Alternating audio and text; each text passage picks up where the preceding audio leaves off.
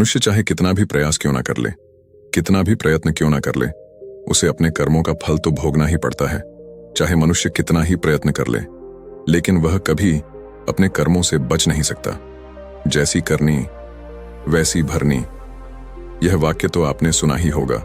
अर्थात जैसे आप कर्म करोगे वैसा ही आपको फल भी प्राप्त होगा।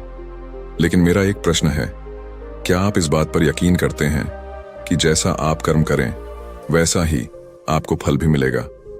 अब आप में से अधिकतर लोगों के मन में यह प्रश्न जरूर उठ रहा होगा, क्योंकि इसमें पूछने वाली बात क्या है?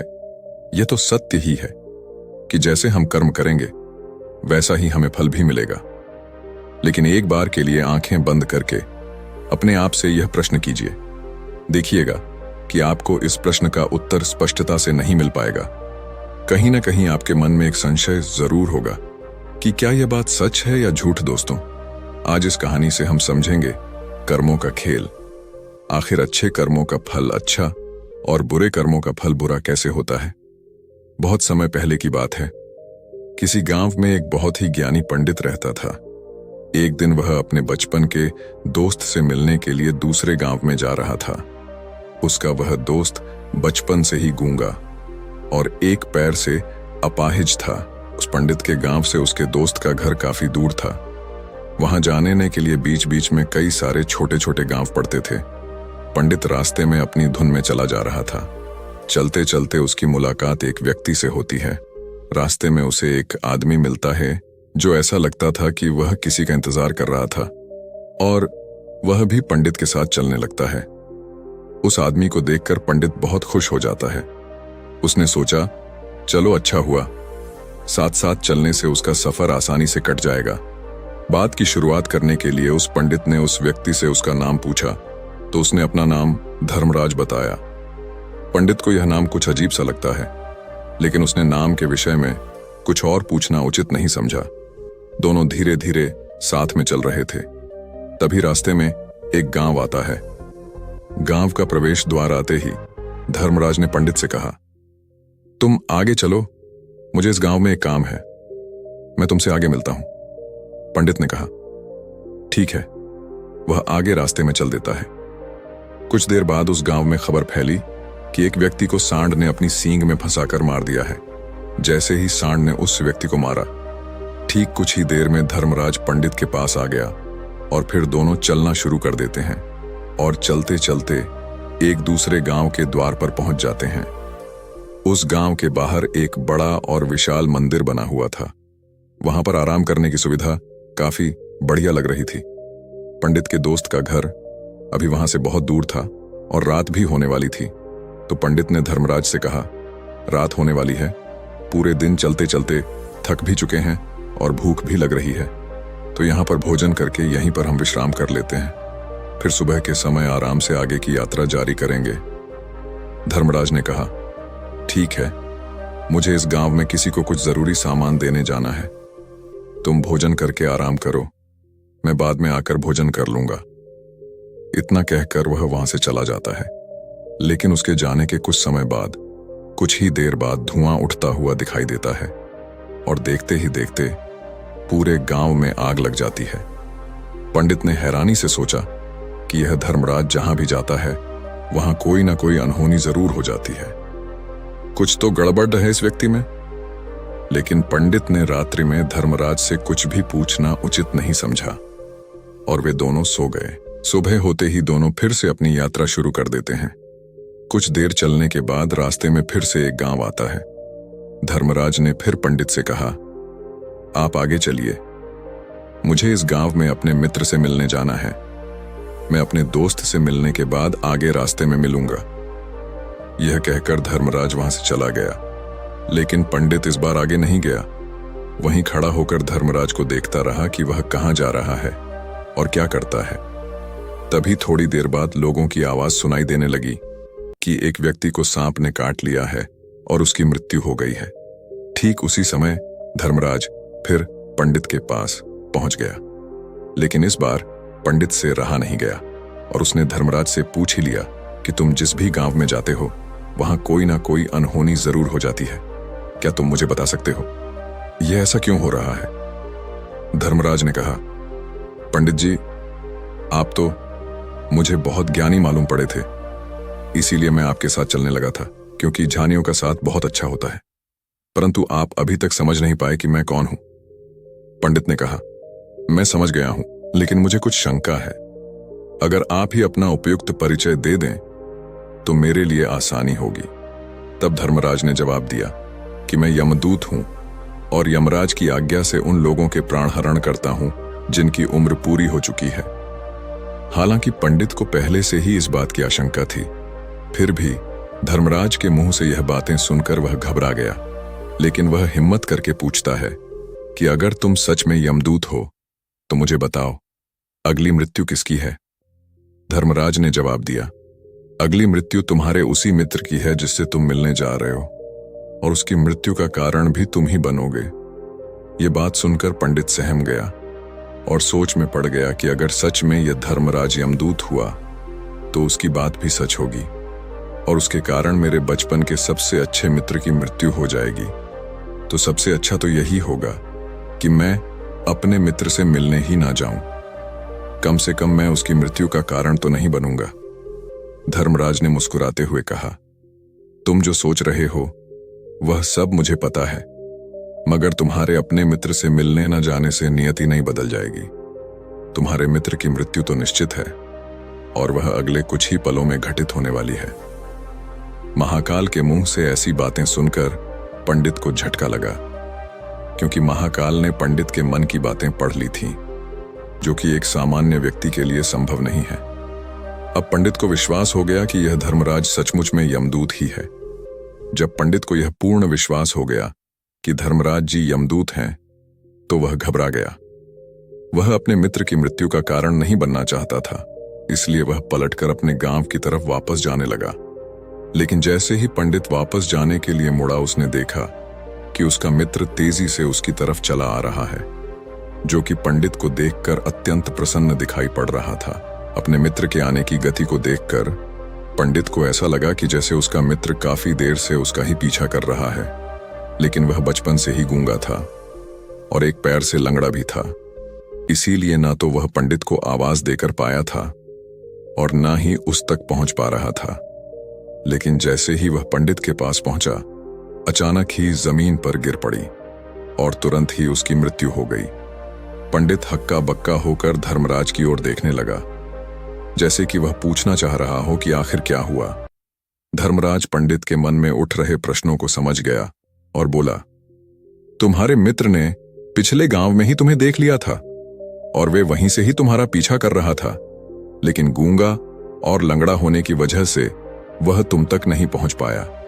उसने अपनी पूरी ताकत लगाकर तुम तक पहुंचने का प्रयास किया, लेकिन बुढ़ापे में बचपन जैसी ताकत नहीं होती, इसलिए दिल का दौरा होने के कारण उसकी मृत्यु हो गई, क्योंकि वह तुमसे मिलने के लिए अपनी सीमाओं को तोड़कर तुम्हारे पीछे भाग रहा था। इसलिए अपने मित्र की मृत्यु का कारण भी तुम ही कहलाओगे।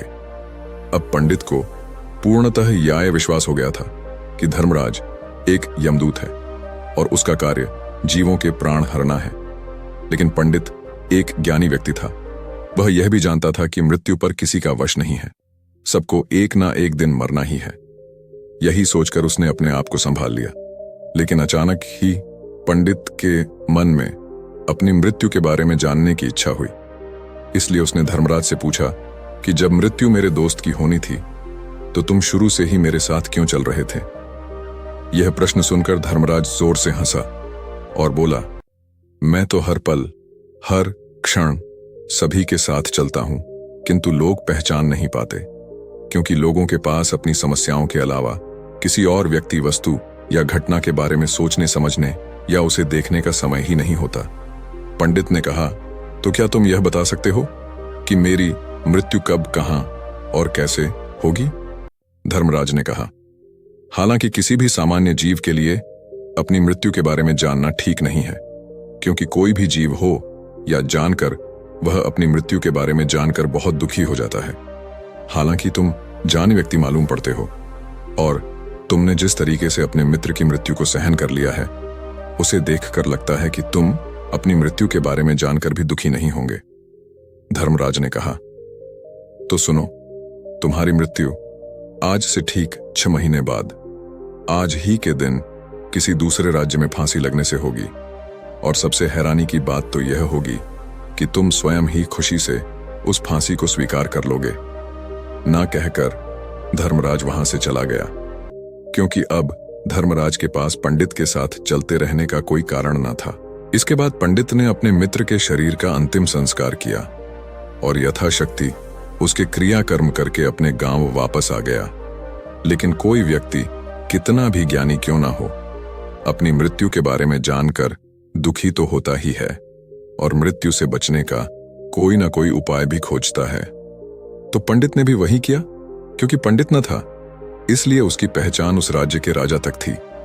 पंडित ने सोचा कि राजा के पास तो कई सारे ज्ञानी मंत्री हैं, वह मेरी मृत्यु से संबंधित समस्या का कोई ना कोई समाधान निकाल ही लेंगे। पंडित यही सब सोचता हुआ राज दरबार में पहुंच जाता है और राजा से सारी घटना के बारे में बताता है। राजा ने अपने मंत्रियों को सारी समस्या बताई और उनसे सलाह मांगी। अंत में सभी ने विचार विमर्श करके कहा, अगर पंडित की बात सही है तो उसकी मृत्यु भी 6 महीने बाद ही होगी। लेकिन मृत्यु तो तब होगी जब वह किसी दूसरे राज्य में जाएगा। यदि वह किसी दूसरे राज्य में जाए ही ना तो मृत्यु ही नहीं होगी। मंत्रियों की यह सलाह राजा को भी सही लगी। इसके बाद पंडित के रहने की सारी व्यवस्था महल में ही कर दी गई और राजा के आदेश के बिना उस पंडित से किसी को भी नहीं मिलने दिया जाता था। लेकिन पंडित कहीं भी आ जा सकता था, ताकि पंडित को यह ना लगे कि वह राजा की कैद में है। परंतु पंडित डर के मारे स्वयं ही कहीं आता जाता नहीं था। धीरे धीरे महीने गुजरते गए और पंडित की मृत्यु का समय नजदीक आने लगा और अंततः वह भी दिन आ गया।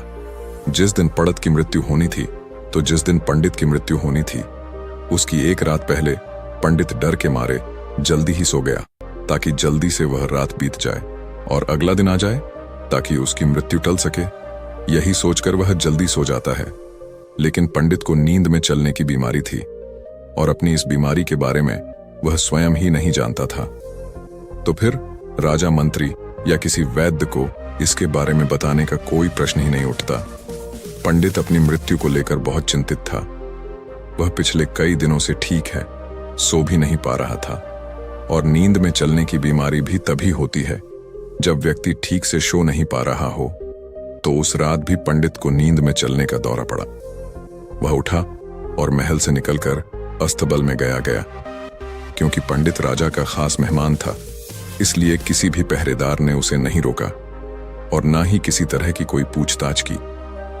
अस्तबल में पहुंचकर वह सबसे तेज चलने वाले घोड़े की पीठ पर सवार होकर नींद में ही अपने राज्य की सीमा से बाहर दूसरे पड़ोसी राज्य में चला गया। इतना ही नहीं, वह दूसरे राज्य के राजा के महल में पहुंच गया। उस महल के पहरेदार ने भी उसे नहीं रोका और ना ही कोई पूछताछ की। सभी लोग रात्रि का अंतिम प्रहार होने के कारण गहरी नींद में थे। वह पंडित सीधे राजा के सैन्य कक्ष में पहुंचा, जहां राजा और रानी सो रहे थे। वह पंडित वहीं जाकर सो गया। सुबह हुई तो राजा ने पंडित को रानी के बगल में सोया हुआ देखा तो राजा बहुत क्रोधित हो गया। राजा ने पंडित को कैद करने का आदेश दे दिया। पंडित गिरफ्तार हो गया। लेकिन पंडित तो बहुचक्का था। उसे तो कुछ समझ नहीं आ रहा था कि आखिर वह दूसरे राज्य में और राजा के सैन्य कक्ष में कैसे पहुंचा। लेकिन वहां उसकी यह सब सुनने वाला कोई नहीं था। अगली सुबह राजा ने पंडित को दरबार में पेश करने का आदेश दिया। कुछ देर बाद उस पंडित को दरबार में लाया गया। पंडित को देखते ही राजा इतना बबूला हो गया कि उसे फांसी पर चढ़ा देने का हुक्म सुना दिया। फांसी की सजा सुनकर पंडित कांप गया, लेकिन फिर भी थोड़ी सी हिम्मत जुटाकर राजा से बोला, महाराज, मैं नहीं जानता कि मैं राजमहल तक कैसे पहुंचा। मैं यह भी नहीं जानता हूं कि आपके सैन्य कक्ष तक मैं कैसे आया और आपके महल के किसी पहरेदार या सैनिक ने मुझे रोका क्यों नहीं। लेकिन मैं इतना जरूर जानता हूं कि आज मेरी मृत्यु होनी थी और वह होनी भी जा रही है। राजा को यह बात थोड़ी अजीब लगी। उसने पंडित से पूछा, तुम्हें कैसे पता कि आज तुम्हारी मृत्यु होनी है? राजा के इस प्रश्न के जवाब में पंडित ने पिछले 6 महीने का सारा वाक्य राजा को सुना दिया और बोला, महाराज, मेरा क्या, किसी भी सामान्य व्यक्ति में इतना साहस नहीं कि वह राजा के सैन्य कक्ष में राजा की उपस्थिति में रानी के साथ सो जाए। राजा को पंडित की बात में थोड़ा तर्क दिखाई पड़ा, परंतु उसने सोचा कि यह मृत्यु से बचने के लिए धर्मराज और उसके द्वारा अपनी मृत्यु की भविष्यवाणी की कहानी बना रहा है। इसलिए राजा ने पंडित से कहा, यदि तुम्हारी बात सत्य है और आज यह तुम्हारी मृत्यु का दिन है, जैसा कि यमदूत धर्मराज ने तुमसे कहा था, तो आज तुम्हारी मृत्यु का कारण मैं नहीं बनूंगा। लेकिन यदि तुम्हारी बात झूठी निकली तो निश्चित ही आज तुम्हारी मृत्यु का दिन होगा ना, क्योंकि जिस राज्य से पंडित आया था उस राज्य का राजा इस राजा का मित्र था। इसलिए इस राजा ने तुरंत अपने 2 सैनिकों को पड़ोसी राजा के पास भेजकर पंडित की बात की, सत्यता का प्रमाण मांगा, भेजे गए सैनिक शाम तक लौटे और उन्होंने राजा को बताया कि महाराज पंडित जो कुछ भी कह रहा है वह सब सत्य है। पड़ोसी राज्य के राजा ने पिछले 6 महीने से पंडित के रहने की सारी व्यवस्था अपने ही महल में कर रखी थी। पंडित राजा का खास मेहमान था। कल शाम राजा आखिरी बार पंडित से उसके कक्ष में मिले थे और उसके बाद यह इस राज्य में कैसे पहुंच गया, इसकी जानकारी किसी को भी नहीं है। इसीलिए उस राज्य के राजा के अनुसार पंडित को फांसी की सजा देना ठीक नहीं है। लेकिन राजा के सामने एक नई समस्या थी, क्योंकि उसने बिना पूरी बात जाने ही पंडित को फांसी की सजा सुना दी थी। इसलिए अगर पंडित को फांसी नहीं दी जाती तो राजा के वचन का अपमान हो जाएगा, लेकिन अगर राजा की बात का मान रखा जाए तो बेवजह ही एक निर्दोष व्यक्ति की मौत हो जाएगी। राजा ने अपने सभी मंत्रियों से इस बारे में सुझाव मांगा, तो मंत्रियों ने राजा को सुझाव दिया कि महाराज पंडित को एक कच्चे सूत के धागे से फांसी लगवा दी जाए। इससे आपके कथन का भी मान रह जाएगा और कच्चे सूत के धागे से पंडित को फांसी भी नहीं लगेगी और उसके प्राण भी बच जाएंगे। राजा को मंत्रियों का यह सुझाव पसंद आया और उसने ऐसा ही करने का आदेश दे दिया। पंडित के लिए कच्चे सूत के धागे से फांसी का फंदा बनाया गया और नियम के अनुसार पंडित को फांसी पर चढ़ाया जाने लगा। सभी लोग बहुत खुश थे कि ना तो पंडित मरेगा और ना ही राजा का वचन खाली जाएगा। पंडित को भी पूर्ण विश्वास था, यह सूद के धागे से तो उसकी मृत्यु हो ही नहीं सकती। पंडित उस पर चढ़ने के लिए तैयार हो गया, जैसा कि धर्मराज ने भविष्यवाणी की थी कि तुम खुद ही अपनी फांसी को स्वीकार करोगे। लेकिन जैसे ही पंडित को फांसी दी गई, सूत का धागा तो टूट गया, लेकिन टूटने से पहले उसने अपना काम कर दिया था। पंडित के गले की एक नस सूत के धागे के झटके से कट चुकी थी और पंडित जमीन पर पड़ा तड़प रहा था। उस पल उसके गले से खून की फुहार निकल रही थी और देखते ही देखते पंडित का शरीर पूरी तरह से शांत हो गया। सभी लोग आश्चर्यचकित थे और पंडित को मरता हुआ देख रहे थे। किसी को विश्वास नहीं हो रहा था कि कच्चे सूत के धागे से भी किसी इंसान की मृत्यु हो सकती है। लेकिन घटना तो घट चुकी थी। नियति ने अपना काम कर दिया था और धर्मराज की भविष्यवाणी सच हो चुकी थी। दोस्तों, श्रीमद् भागवत गीता में भगवान श्री कृष्ण ने कहा है, जो होना होता है वह होकर ही रहता है। हम चाहे कितनी ही सावधानी बरते, कितना ही उपाय कर लें, लेकिन घटना और घटना की पूरी प्रणाली पहले से ही तय होती है, जिसे हम थोड़ा सा भी इधर उधर नहीं कर सकते हैं। दोस्तों, शायद इसीलिए ईश्वर ने हमें भविष्य जानने की क्षमता नहीं दी है, ताकि हम अपने जीवन को ज्यादा बेहतर तरीके से जी सके। और यही बात उस पंडित पर भी लागू होती है।